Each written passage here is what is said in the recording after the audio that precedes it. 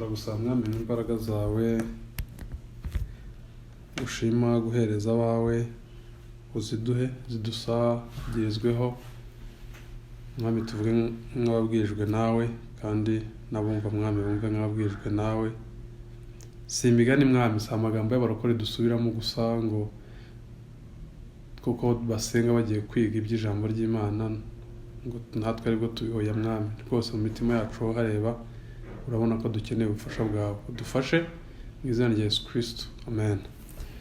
Bavandimwe rero nk'uko nari maze kubabwira kandi twananditse message uyu munsi nagira ngo dukomeze ya gahunda yacu turimo turiga ingingo z'ubukristo z'ukuri ariko zagiye zamburwa igisobanuro cyazo aricyo cyitwa kubatizwa mu mwuka wera cyangwa se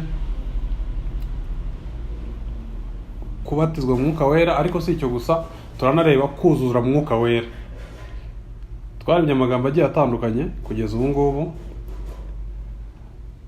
harimo umuntu wa kamere bivuze iki uretse ibyo bivugwa hano ko aricyo bisobanuye hano mu muco wacu mu Rwanda ariko se mu byanditswe byera byo bisobanuye iki? Icyo ni kimwe.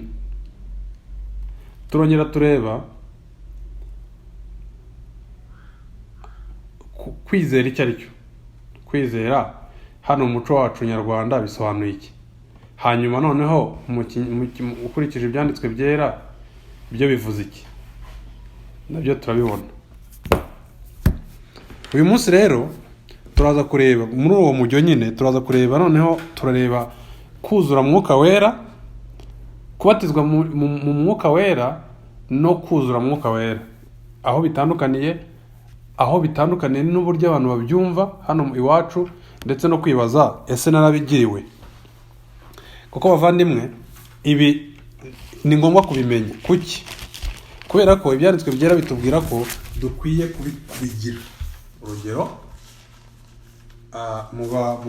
mu Efeso 5:18 tubona umwuka wera avugira mu kanwa ka Paul abwira amagambo abizera akurikira. Arabwira ngo umurongo wa 18 kabasomere Abefeso igice cya 5 umurongo wa 18 aravuga ngo kandi nimugasenda inzoga zirimo ubukubaganyi ahubwo mwuzure umwuka. Urumva ni aho yagiye ababwira ati mwirinde ibisindisha nimukabeshye mukundane uwibaga nakongere kwiba nimugatere mwuka wera agahinda. Noneho agera ahantu akavuga ngo mwuzure mwuka wera nimugasenda inzoga ahubwo mwuzure mwuka wera. Urumva ko ari ikintu uwizera asabwa.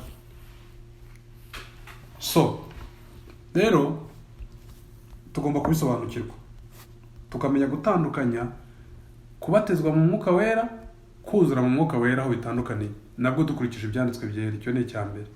Icya kabiri ukuntu ubundi iyobokamana ukuri kw'Imana guteye. Imana ikora ibintu mu mutima w'umuntu ariko yanarangiza igatanga igisobanuro cy'uwo murimo yakoze mu byanditswe byera. Niyo mpamvu mu byanditswe byera tubonamo ingingo nko kubyara ubwa kabiri. Kubyara ubwa kabiri ntabwo izi nyuguti arizo zibikora ubwazo zanditse hano kuri pages za Bibiliya, ahubwo bikorwa na mwuka w'Imana. Ariko iyo experience umuntu agira, ibyo umuntu akorerwa, ibisobanuro byabyo bitangwa na Bibiliya. Niyo mpamvu tugomba kwiga rero. Niyo mpamvu Bibiliya ivuga ngo Timoteyo yamenyaga ibyanditswe byera ngo bibashe kumuha ubwenge bumuzana agakiza gaheshwa no kwizera. Nuvuga ibyanditswe byera bifite izo mbaraga. Niyo mpamvu rero tuba tugomba ibintu bimwe yego umuntu abyumva abitestinze nk'ubu nta buryo nagusobanurira uburyo umunyu uryoha. Nyine na formule nakwereka ngo umunyu uryoha utya kugeza igihe wowe ufatiye ukajya ku rurimi rwawe ukawumva. Murabyumva? Nta buryo umuntu yasobanurira undi uburyo kugira ubwoba biteye kugeza igihe umuntu ari we wigiriye ubwoba akabwumva.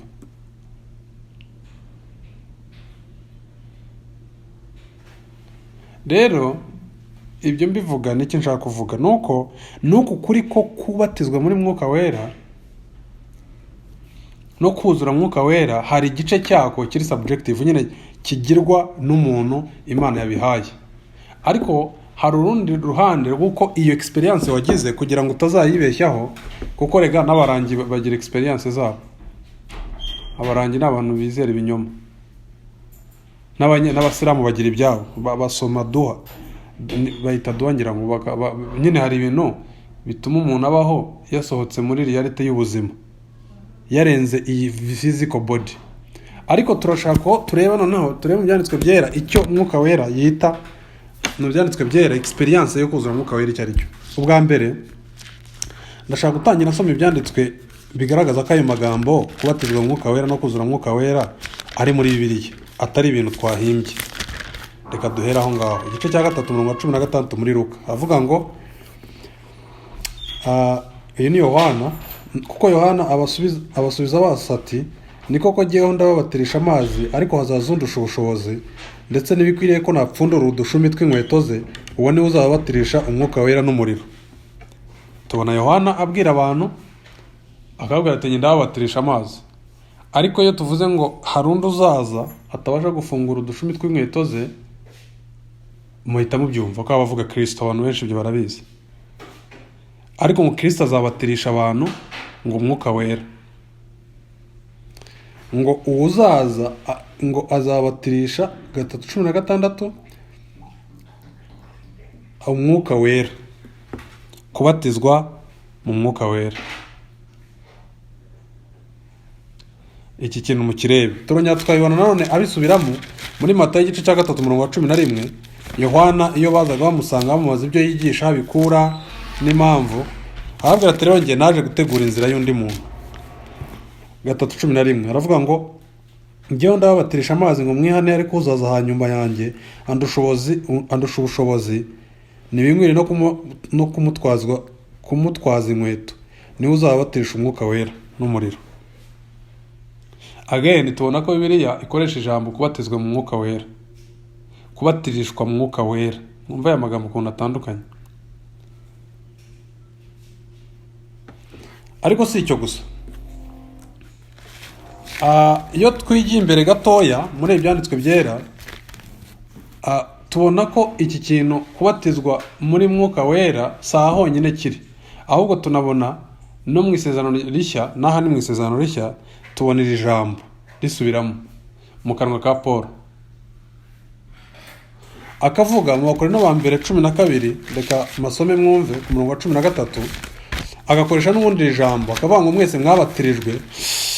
Reka nsome mwumve umurongo wa 13, aravuga ngo nk'uko umubiri ari umwe ukagira ingingo nyinshi, kandi nk'uko ingingo z'umubiri zose nubwo ari nyinshi ari umubiri umwe, niko na Kristo ari. Kuko mu mwuka umwe twese arimo twabatirijwe kuba umubiri umwe, naho twaba abayuda cyangwa abagiriki, naho twaba imbata cyangwa ab'umudendezo, kandi twese twujujwe n'umwuka umwe. Icyo kintu mu cyumve turabona yaba muri Matayo 3:11, yaba muri Luka 3:16, yaba no mu Bakorinto ba mbere hano, ikintu cyitwa kubatizwa na mwuka wera ari ikintu kibaho gihari mu byanditswe byera, atari ikintu umuntu ahimba. Ntabwo turajya ku gisobanuro cyacyo, kugira ngo tubone ko ibi bintu biri mu byanditswe byera, si ibintu turimo duhimba. Reka rero turebe noneho iyo ngingo ya mbere yo kubatizwa mu mwuka wera turayibonye ko yari mu byanditswe byera, ariko saho honyine. Ndetse niyo turebye mu Baroma 6, wenda naho reka amasome kugira ngo imirongo tujye tumenya ko ibintu biri mu byanditswe byera.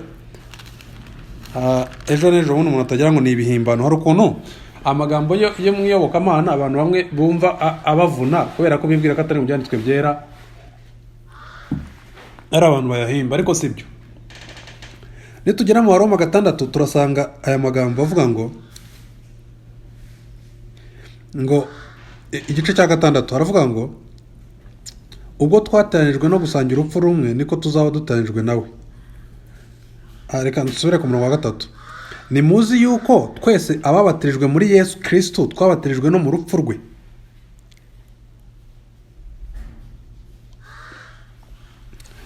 reka turebe rero irindi jambo nshaka ko tureba, kuko iriya nyigisho yacu turi bwige ifite uduce tubiri.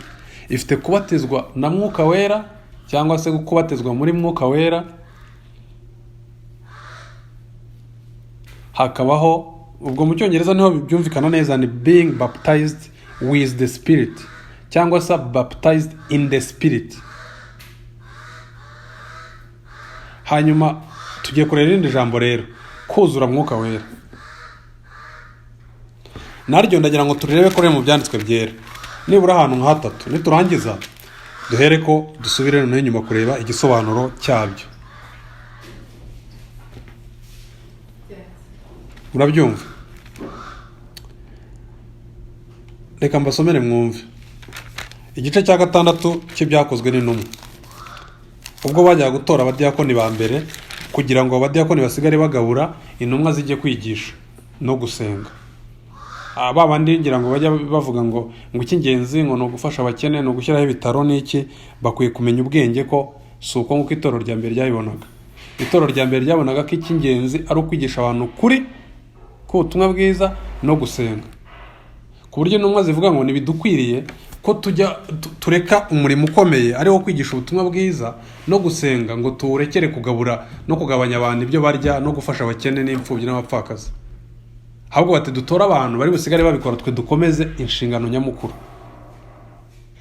Ntabwo rero ukuri cyangwa itorero icyerekana ko rimwe rikora igikwiriye ari uko rifite ibitaro n'amashuri n'ibindi byinshi na za kompasiyo. Oya, ibyo ni byiza, bifite umwanya wabyo, ariko si byo itorero ryahamagariwe primarily bwa mbere na mbere. So rero muri igice cya 6 hari amagambo ahari nshaka ko dusoma. Avuga ati, aravuga ati intumwa ziravuga ngo nibikwiriye ko turekera kwigisha ijambo ry'Imana kwicara ku meza tugabura. Nuko bene data mutoranye muri mwe abantu 7 bashimwa buzuye umwuka wera n'ubwenge, tubashyire kuri uwo murimo. Mutore muri mu bantu buzuye umwuka wera n'ubwenge, tubashyire kuri uwo murimo. Ijambo rya mbere nshaka ko turamo hano nuko nanone cya kintu kuzura mwuka wera kirahari hano mu byanditswe byera. Saha honyine ariko twigira imbere gatoya tukabona Stefano arimo yigisha, atangiye kwigisha.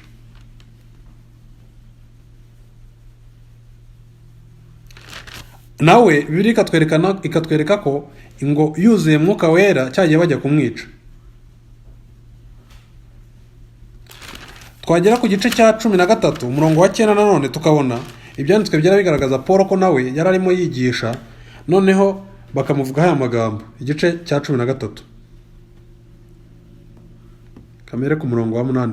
Ariko Eruma w'umukonikoni, izina rye niko risobanurwa, abagisha impaka ashaka kuyobya uwo mutware ngo atizera.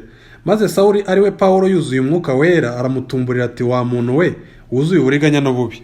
Nanone turabona the truth cyangwa the fact, ukuri kuvuga ngo hari ikintu cyitwa kuzura umwuka wera. Umuntu wera usanzwe ari aho ngaho arimo akora umurimo w'Imana, Imana navuga ngo out of nowhere Bibiliya ikatubwira ngo yuzura umwuka wera akora iki n'iki. Ariko si ibi gusa, twongeye dusoma icyanditswe twahereyeho, dusoma mu Befeso igice cya 5 umurongo wa 18, aho noneho Paul uyu nguyu wari wuzuye umwuka wera arimo yigisha abwira abakristo ngo nimugasina inzoga, ngo ahubwo mwuzure mwuka wera. Muri listi y'ibyo arimo abwira abantu b'Imana harimo nuko kandi mugasina inzoga. Yari yatangiye ababwira ibyo bagomba gukora.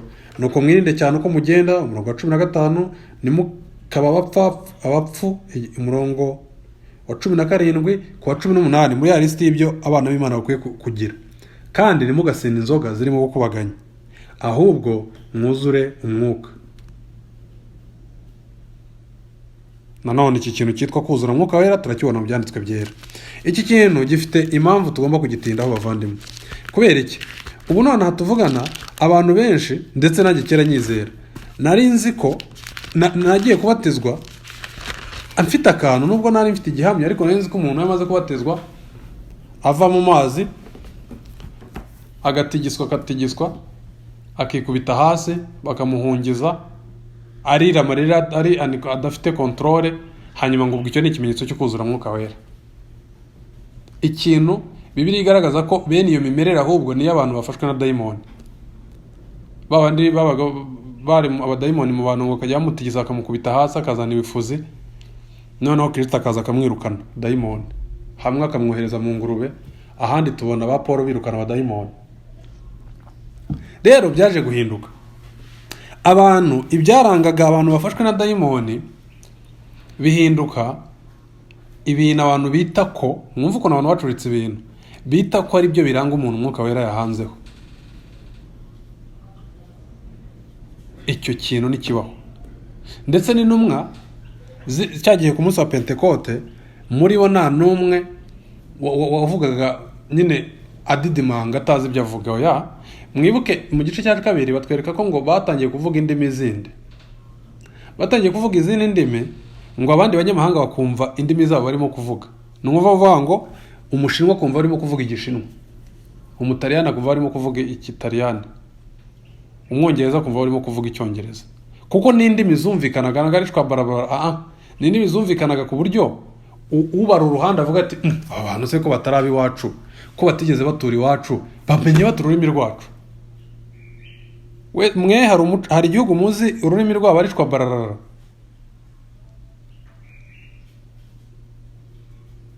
Ntago ari byo. Reka rero turebe inyuma, dusubire inyuma gatoya. Ni iki rero bivuze kubatizwa mu Mwuka Wera? Hanyuma tuze kujya ni iki bivuze kuzura Mwuka Wera? Hanyuma birangwa n'iki? Ikindi, ese ni ibintu biba rimwe kugeza iteka ryose cyangwa ni ibintu bihoraho? Ndavuga ibyo byombi. Ese kubatizwa mu Mwuka Wera ni ikintu kiba rimwe bikaba birangiye kugeza iteka ryose?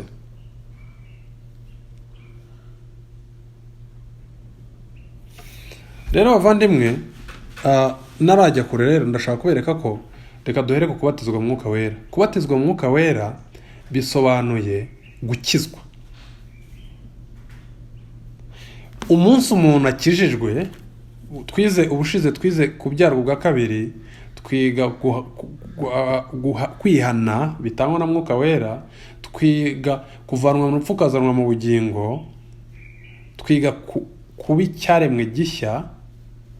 Murabyumva? Bibiliya rero yerekana ko iyo umuntu umunsi yihannye aba yinjijwe mu mubiri wa Kristo. Nuvuga ngo aba yunzwe, ababaye umwe mu mubiri wa Kristo, akaba ingingo z'uwo mubiri, Kristo akaba umutwe w'uwo mubiri. Ari nabyo Paul ashingiraho ashaka ko abizera bagira ubumwe, kubera ko ari ingingo z'umubiri umwe. Ashaka ko abizera bagira umutekano, kubera ko bavuga bati ubwo turi ingingo z'umubiri wa Kristo, Kristo akaba yarazutse, natwe nta kabuza tuzazuka. Aho Bibiliya ihera ivuga ngo turabaragwana na Kristo gute? Kubera yuko ingingo z'umubiri iyo igihembo gihawe umutwe, ubwo n'umubiri ubufiteho n'amaboko abafiteho shares. Niba nakoze imibare nkayitsinda bakampemba, ntago bazahemba ukuboko kwenyine kwandikaga n'umutwe watekerezaga. Bazaba bahembye n'umugongo, bazaba bahembye n'amaguru, bazaba bahembye n'ikitarigeze kigira uruhare rufatika nyine mu gukora icyo kintu. Ndagira ngo mwumve icyo kintu. Ibyo rero mbikura he? Reka mbibereke. Impamvu ya mbere, iyo dusomye na ahantu na hamwe, reka mbere hano mu byakozwe mu Bakorinto ba mbere 12, kubatizwa mu Mwuka Wera bivuze kufatwa ukinjirwa muri Kristo, ukavanwa muri Adamu wa mbere ukajya muri Adamu wa kabiri. Uti ibyo ngibyo mbikura hehe? Abakorinto ba mbere 12 aho twasomaga, Paul yarimo avuga abwira abizera, akababwira iby'Imana yabakoreye. Yamara kubabwira ibyo yabakoreye, akababwira ko hari igice bahozemo, Imana iraza nk'ikimenyetso cyo, urabona kubatizwa ni nko kujya mu rupfu karuvamo, ikimenyetso cyo gukurwa mu hamwe ugashyirwa ahandi. Noneho arababwira bwa mbere ku gice cya 12 ngo bene data byerekeye impano z'umwuka sinshaka mutabimenye. Iki gitandukane nacyo mu cyumva bavandimwe. Kubatizwa mu mwuka, kuzura mwuka n'impano z'umwuka ni ibintu bitatu bitandukanye. Kubera ko ntabwo impano z'umwuka bigaragara ko ni ibintu umuntu Mwuka Wera yatashyemo asigaye abamo, wa undi wakijijwe Mwuka Wera akaza kumubamo mu Efeso, rimwe, uwo nguwo niwe Imana ihereza impano z'umwuka nyine. Zigamije iki? Kumwerekanaho ko afite mwuka. Kandi birikerekana ko izo mpano zitandukanye, nta n'umwe uzifite zose, buri umwe afite ize. Ni ikimenyetso cy'uko nubwo bose bahuriye kuko baba bafite mwuka wera, barabatijwe na mwuka wera, barabatijwe bakinjizwa mu mubiri wa Kristo, bakaba ingingo z'umubiri we, ayo ni amagambo ya Bibiliya ikoresha, bose ntabwo bagira impano zimwe.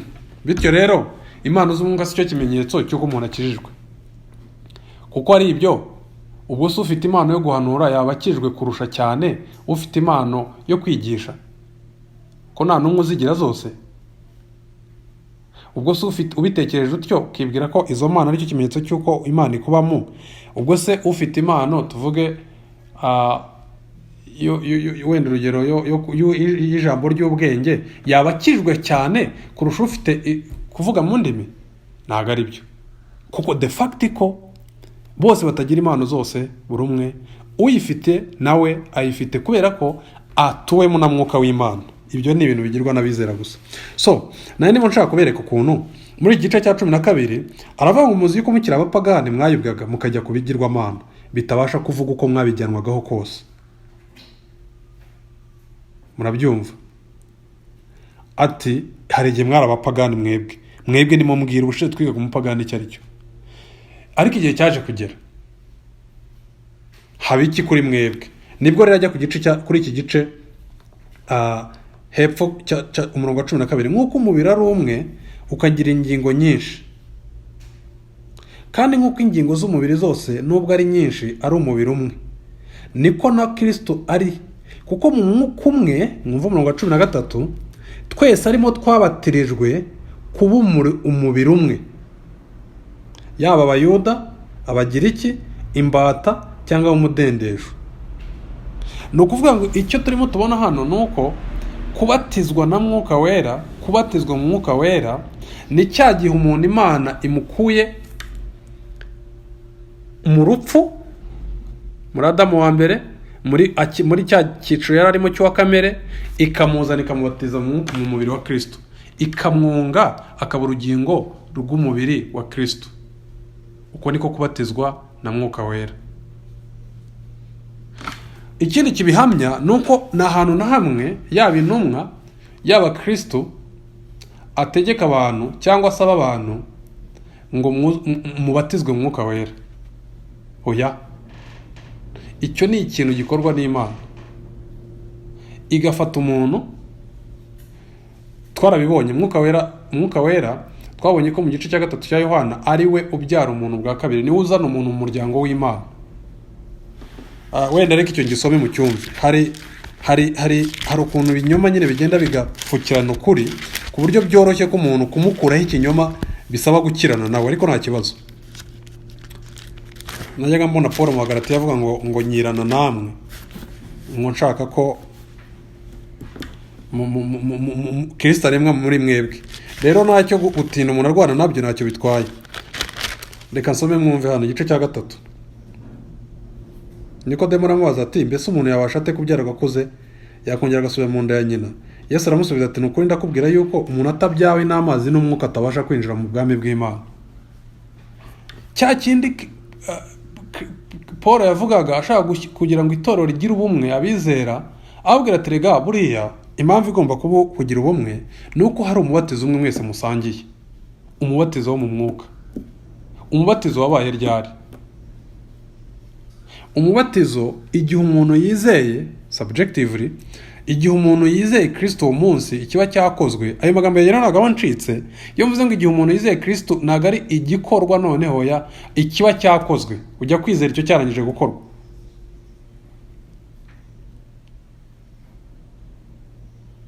Iyo Paul yandikiye abantu akabwira mu Efeso 2 ati namwe yarabazuye,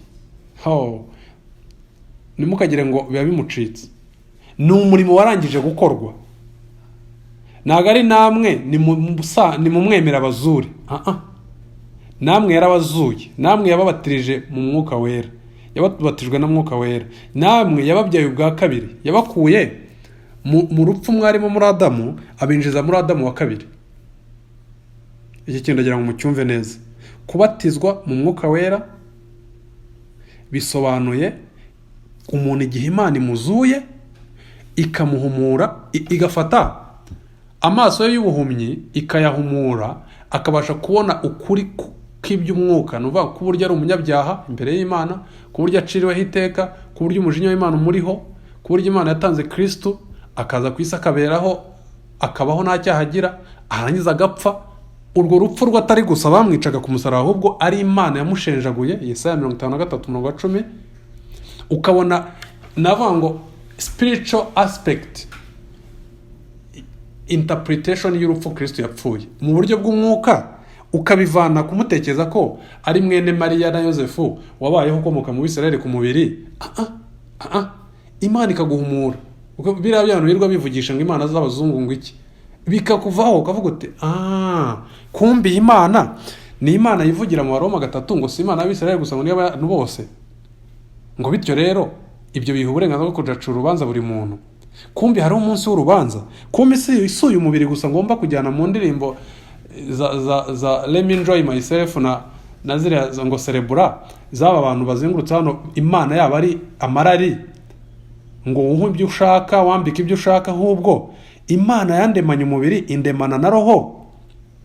Ndangije ibi nkora muri iyi si mbiterwa n'uko roho yanjye muri Adamu hinjiyemo virusi yitwa icyaha, kandi Imana ifite ubutabera, yaremye ijuru n'isi, ifite igihe izazinga isi nk'uko umuntu azinga umwenda, ugahumuka. Uwo munsi rero kiba kibaye nicyo birayita kubatizwa na mwuka wera, gushyirwa mu byumva bavandimwe, ukaba umwe mu ngingo zigize umubiri wa Kristo.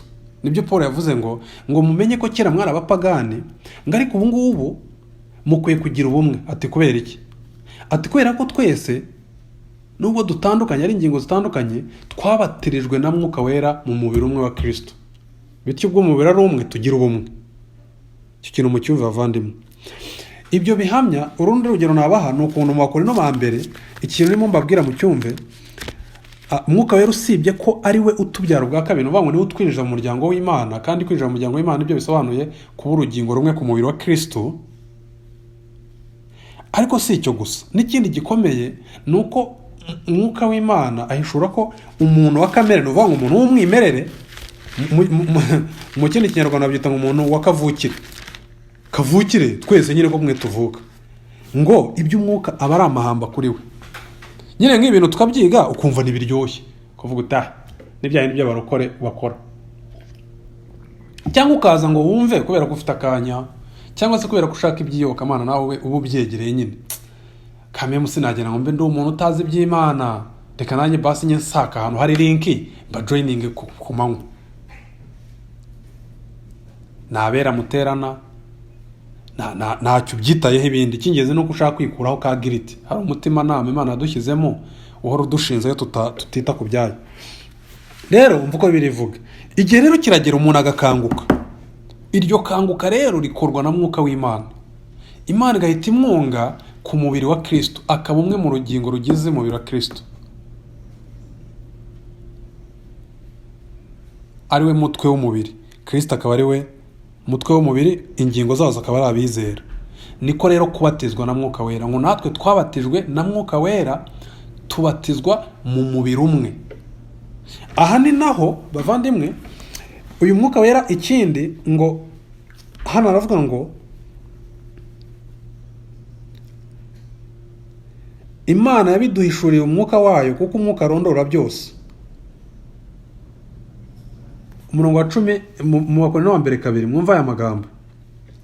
Haravuga ngo ariko umuntu wa kamere ntiyemera iby'umwuka w'Imana, kuko ari ubupfu kuri we, akaba atabasha kubimenya. Ubwo ni umuntu wa kavukire, kuko bisobanurwa mu buryo bw'umwuka. Ariko umuntu w'umwuka arondora byose. Nuvuga ngo umuntu wa kamere bisaba ko Imana imuhishurira iby'umwuka akabasha kubyumva, naho ubundi aba ari ubupfu. Uzi kubwira umuntu ngo hari umunsi w'urubanza, ahita akubwira ngo byandi babwiraga Petero 3 ngo ibyo byahozeho, ngo basokuru barapfuye, ngo n'abandi barapfa, ngo iyo umuntu apfuye birangiye. Abantu ugashaka baribaza utubazo.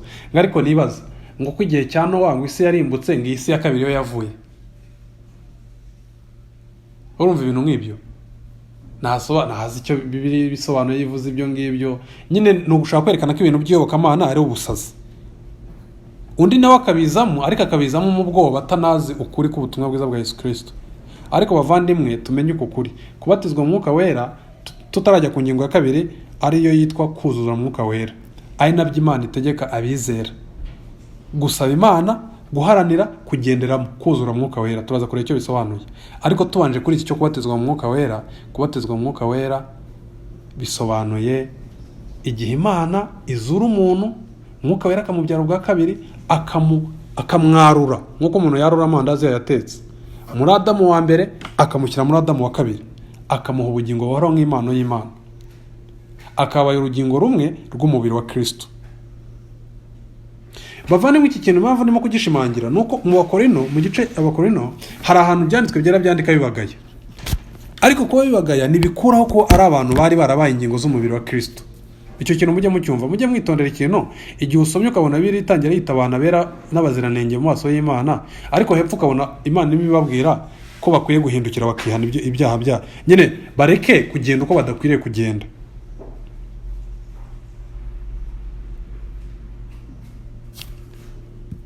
Kubera iki? Ni gute abantu bari mu bwito ingingo za Kristo kandi bakabwirwa ko bakwiye kugenda uburyo runaka, bakagira ibyo bagawaho?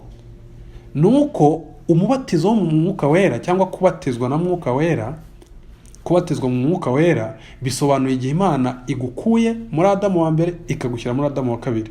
Nibyo twabonye mu Bakorino wa mbere 12-13. Twese twabatirijwe muri we, tubatirizwa mu mubiri umwe, bityo tugira ubumwe.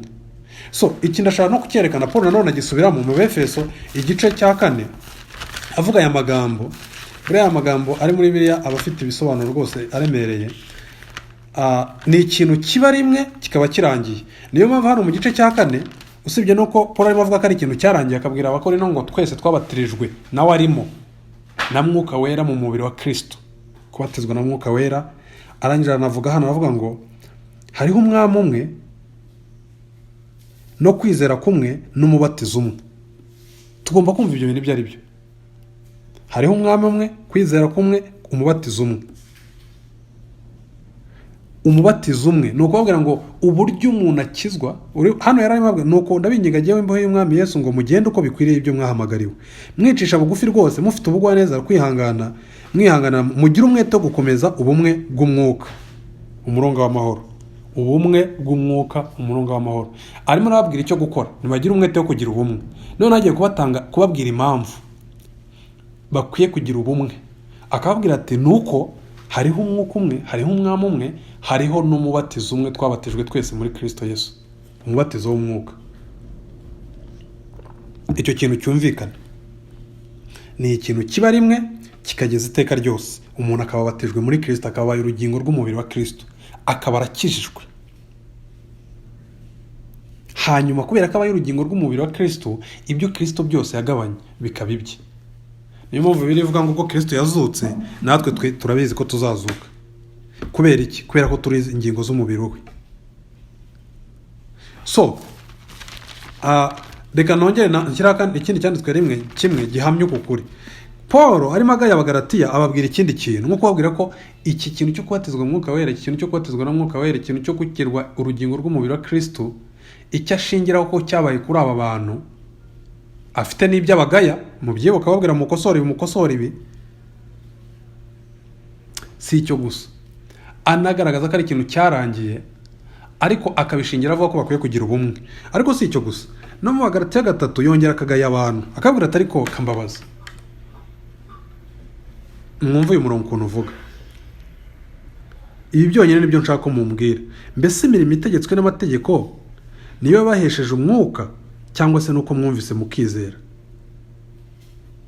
Murabapfapfa mutyo, mwatangiye iby'umwuka none mubiherukeje iby'umubiri. Murabyumva bavandimwe? Icyo nshaka kuvuga ni iki.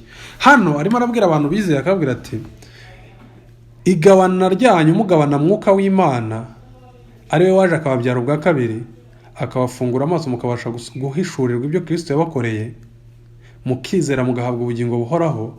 Ese ibyo bintu byababayeho kubera yuko mwakoze, cyangwa ni ikintu Imana yabakoreye ku bw'ubuntu bwayo? binyuze mu kwizera kwanyu. Hano niko havuga. Mbese imirimo itegetswe n'amategeko niyo yabahesheje umwuka, cyangwa se nuko mwumvise mukizera? Uku kubatizwa mu mwuka wera rero, uku kugirwa umwe mu mubiri wa Kristo, uku kuvuga ngo nuko ngo umwuka n'umwe, ngo n'umubatizo n'umwe,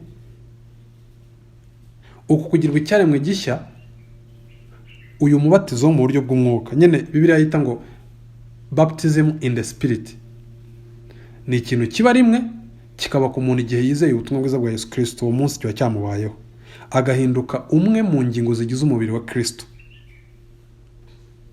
Icyo kandi ntabwo gikorwa kubera uruhare rw'umuntu. Oya, n'icyo kibazo twakibajije. Ese kubatizwa mu mwuka wera nuko umuntu yasenze cyane, nuko umuntu yirije cyane, nuko umuntu yagiye kanyarira cyane, nuko umuntu yirinda inzoga? Oya, ntaho bihuriye. Ibyo ndimo mvuga byose umuntu wizera akwiye kubikora. Akwiye gusenga cyane, Umwami arabidutegeka, akwiye kwirinda ibisindisha, akwiye kuba ubuntu bw'Imana bwarabonetse butuzana agakiza. Ngo ubwo buntu bumara iki? Ngo ubwo buntu ngo butwigisha kureka kutubaha Imana, tukagenda kwirinda. Iki kintu bavandimwe tugomba kujya tukitaho. Ariko ubuntu bw'Imana bukaba bwarakijije uyu muntu. Rero icyo nshaka kuvuga hano nuko kubatizwa mu mwuka wera, nashaka kubitindaho cyane, ni a one time event, ni ikintu kimwe kibaho rimwe, kigakorwa ku muntu Imana ihaye kwizera uwo munsi, ikamuha ubugingo buhoraho. Kandi ntabwo bikoreye imirimo ye cyangwa uko yitwaye, ni impano y'Imana, ni ubuntu bugeretse ku bundi. Rero tujya ku ngingo ya kabiri, ariyo kuzura mwuka wera. Kuzura mwuka wera, byo twahoze tubisoma, twasomye mu Byakozwe 13:9, dusoma 5:18 Abefeso, aho birano itegeka bizera ngo nimukagenda uko mureke kugenda uko bidakwiriye abizera, ngo ahubwo ngo nimugasina inzoga, ahubwo mwuzure mwuka wera.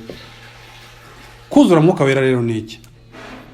Kuzura mwuka wera nacyo ni ikindi Bibiliya igaragaza ahantu hatandukanye. Reka mbere mu Byakozwe no mu gice cya mbere, hanyuma ze kubereka igisobanuro cyabyo, noneho mpamye impamvu icyo gisobanuro ari cyo cy'ukuri cyonyine, ibindi byose ari ibinyoma. Byakozwe n'umwe rimwe, Kristo, reka mbere muri Luka, Kristo igice cya 24 agiye kuva mu isi, yabwiye abigishwa be bizere, abigishwa be intumwa ze, arazibwira ati hari ikintu giteganyijwe kizabaho ubushobozi bwo gukora umurimo nshaka ko muzakora. Umurongo wa igice cya 24,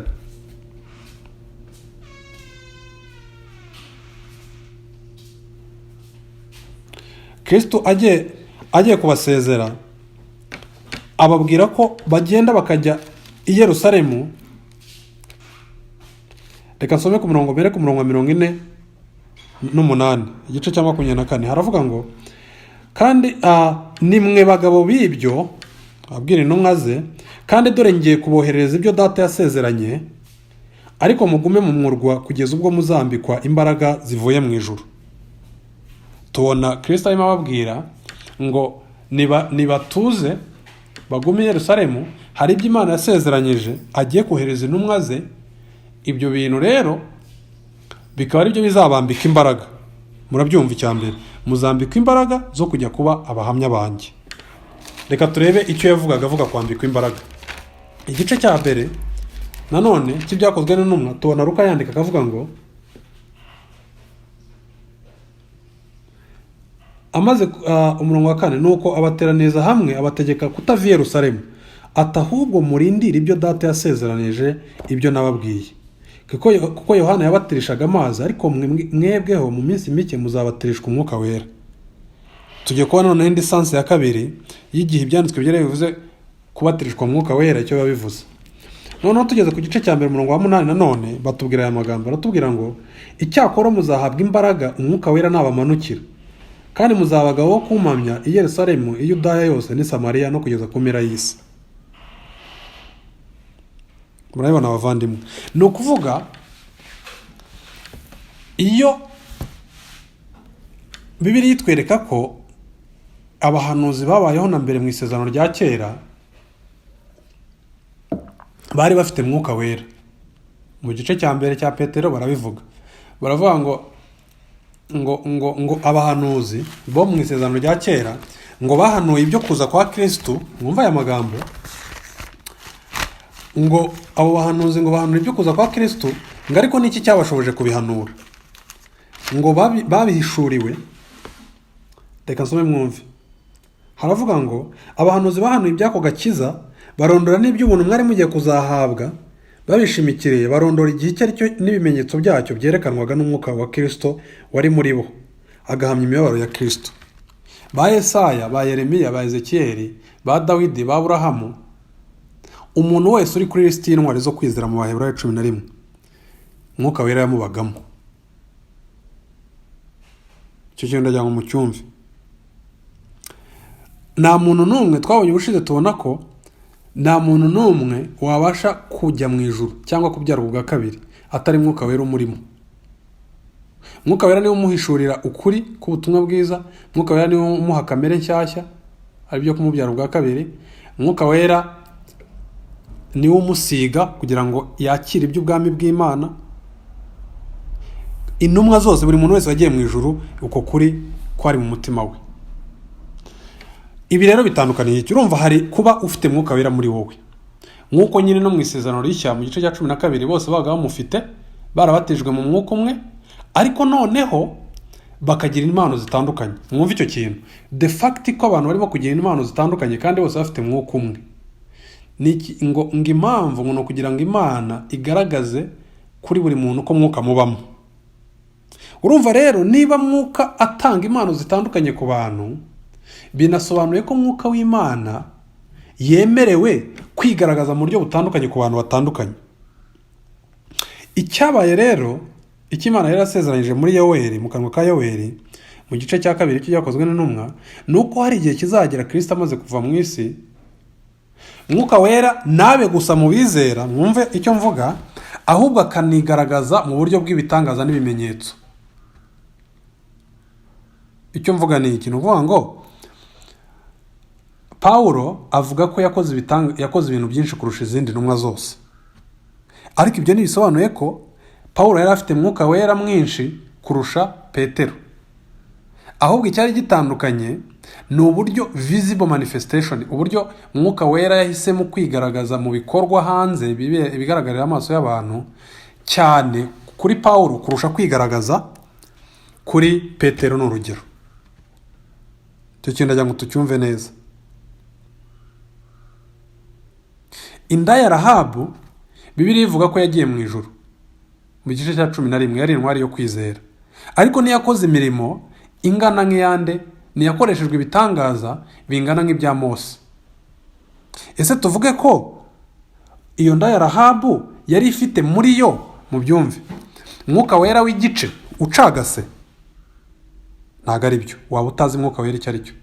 Mwuka Wera ni Imana, ntago ari gaze y'ibiro 13 indi 18 ngo 10. Oya, Mwuka Wera ntago ari ji. Twakundi kera tukira abantu twagabanaga ji, mukagenda mupima ngo ngenda nywa ngeze aha ngo ndanywa ngeze hariya. Ntago Mwuka Wera ugomba kumutekereza utyo. Mwuka Wera si n'imbaraga ngo moteri y'indege ifite imbaraga nyinshi kurusha moteri ya moto. Oya, iyo mitekerereze ni idolatry. Nukuramye nyene no gutekereza Imana uko itari. Mwuka Wera no mu persona umwe mu butatu butagatifu, ni Imana nyamana. Ngo Bibiliya yavuga ngo agaba imigisha, ngo agaba Imana uko abishaka, ngo tutamutera agahinda, ngo niwe udusabira ko tutazi ko tukwiye gusaba, mu Baroma 8. Urumva rero ni intelligent being, ni umwe mu bagize ubutatu butagatifu.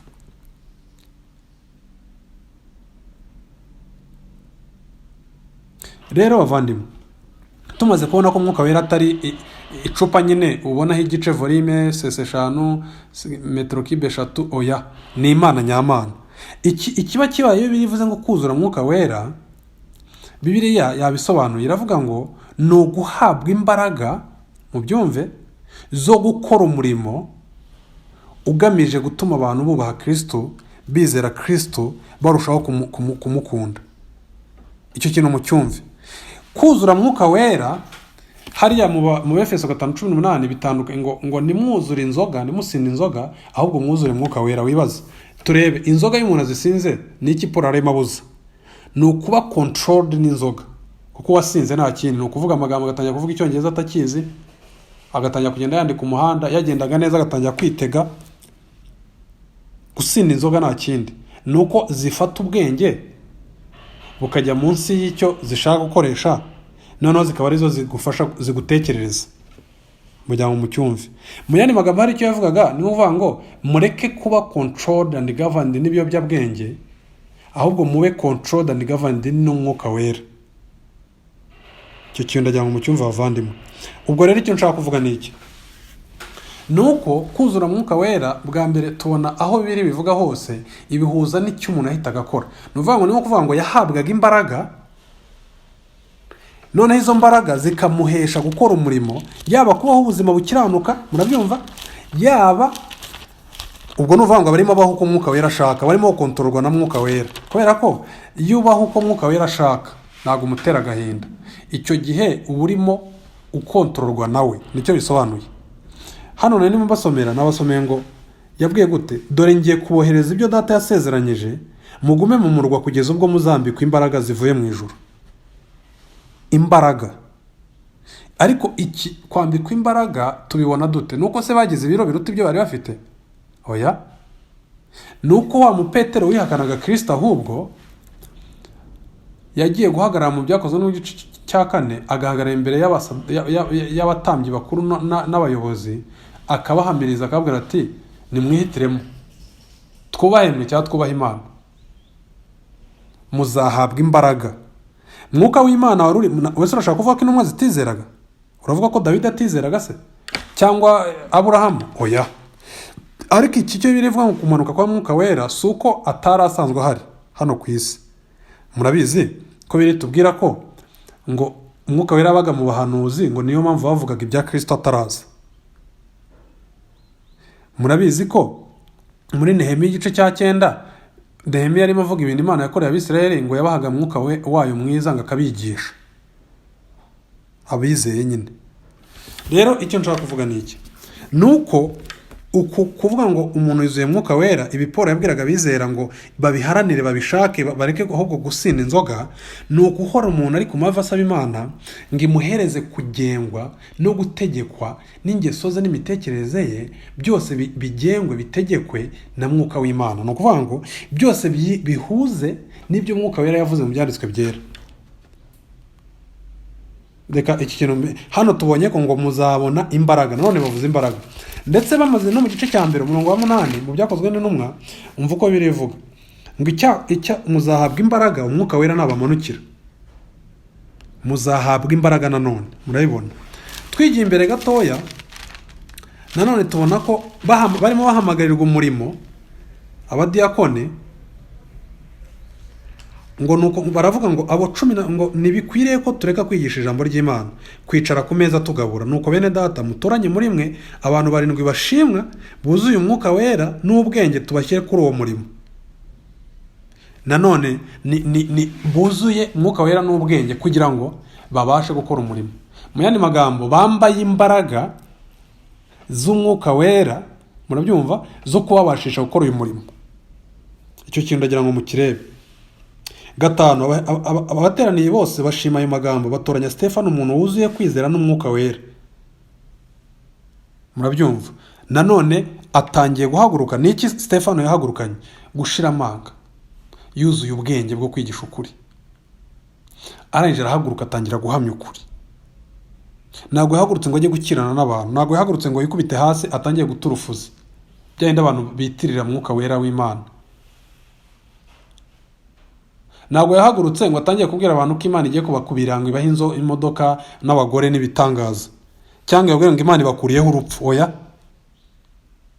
Kuzura mwuka wera bisobanuye ko imbaraga z'Imana zigukontorora, akaba arizo ziguha kubaho ukuri kwayo. Harimo guhamya ukuri, harimo gushira amanga ukigisha ukuri, harimo kugira za mbuto za mwuka wera nyine. Ariko saho gusa tubona nanone Paul nanone nawe igihe bavuga ngo yuzuye mwuka wera, aravuga ngo umurongo wa 9 ngo maze Sawuli ariwe Paulo yuzuye mwuka wera aramutumbira ati wa muntu we wuzuye ubugiriganya n'ububi bwose, wa mwana wa Satani we, wa mwanzi w'ibyo gukiranuka byose we, ntuzarorera kugoreka inzira z'umwami Imana zigororotse. Yuzuye mwuka wera atangira gukora umurimo. Rero nitujya kuri uyu murongo mu Befeso igice cya 5 twumve icyo bivuze. Twumve iyo ibyanditswe byera bisohoye ijambo rikavuga ngo mwebwe bizeye nimukiye mucunguze uburyo umwete nimugusambane nimukice. Yaranya akagera hana akabwira ati rero mwebwe abazuwe mwebwe bafite ubugingo buhoraho